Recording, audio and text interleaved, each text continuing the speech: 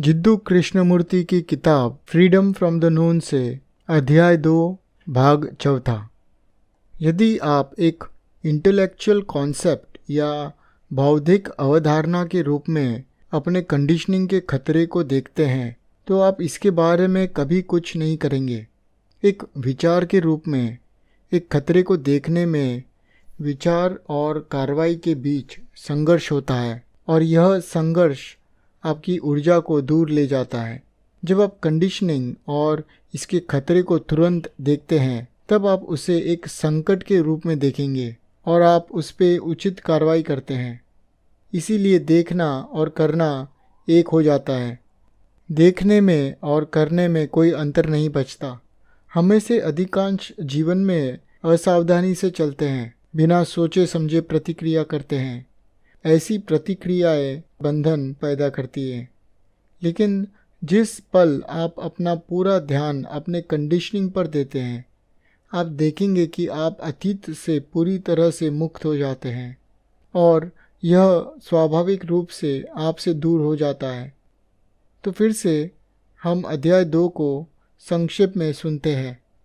सत्य और वास्तविकता का कोई रास्ता नहीं है। सभी प्रकार का अधिकार, विशेष रूप से विचार और समझ के क्षेत्र में, सबसे विनाशकारी और बुरी चीज़ है। आपको अपना शिक्षक और अपना शिष्य होना होगा। आपको हर उस चीज़ पर सवाल उठाना है जिसे आदमी ने मूल्यवान और आवश्यक माना है। आप अकेले होने से इसलिए डरते हैं क्योंकि अगर आप खुद का सामना करोगे तो आप देखोगे कि आप अंदर से बिल्कुल खाली हैं। तथ्य का सामना करें, इसे देखो, इससे भागो मत। जिस क्षण आप भाग जाते हैं भय शुरू हो जाता है। मैं जैसा हूँ वैसे ही दुनिया मैंने बनाई है।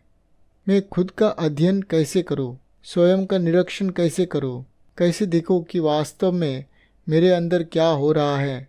मैं खुद को केवल रिश्तों में ही देख सकता हूँ क्योंकि सारा जीवन एक रिश्ता ही तो है। एक कोने में बैठकर अपने बारे में ध्यान करने से कोई फ़ायदा नहीं होगा। मैं खुद से मौजूद नहीं हो सकता। मैं केवल लोगों, चीज़ों और विचारों के संबंध में मौजूद हूँ। बाहर की चीज़ें और लोगों के साथ अपने संबंधों का अध्ययन करने के साथ साथ भीतर की चीज़ों के बारे में भी समझना होगा। मुझे अपने आप को वास्तविकता में अध्ययन करना होगा। जैसे मैं हूँ वैसे नहीं जैसे मैं चाहता हूँ।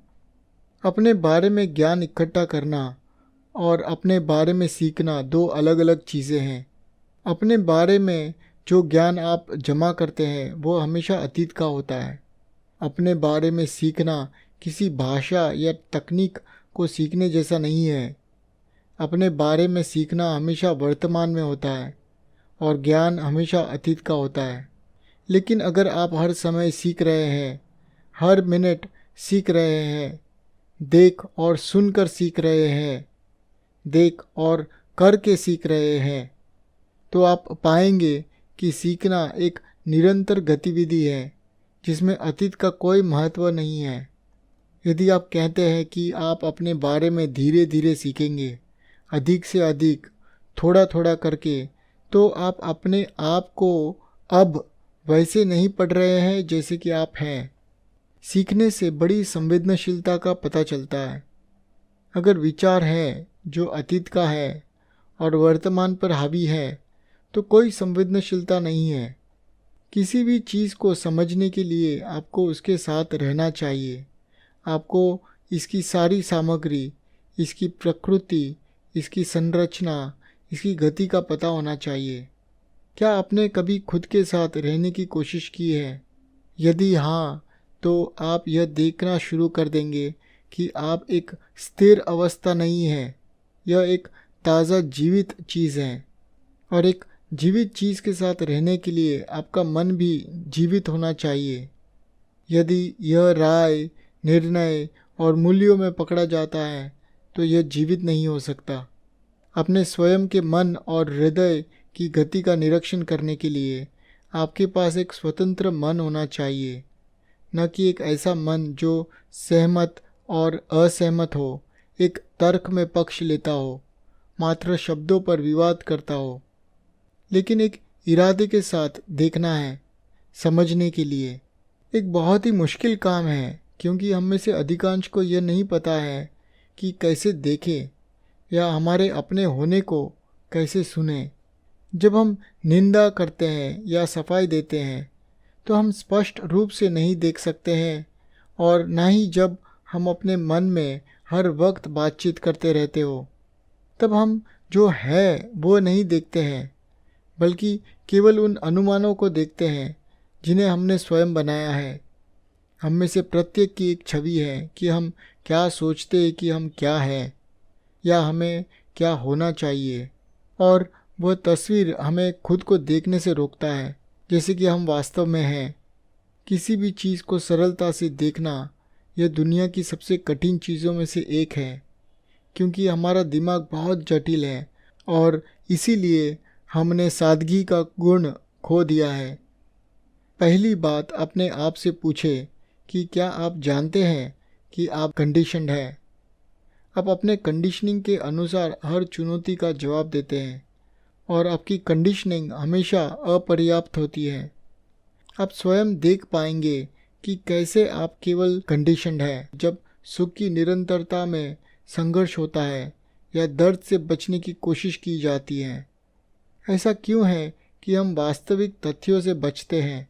हम मृत्यु से डरते हैं, और हम मृत्यु के तथ्यों को छिपाने के लिए सभी प्रकार के सिद्धांतों, आशाओं, विश्वासों का आविष्कार करते हैं।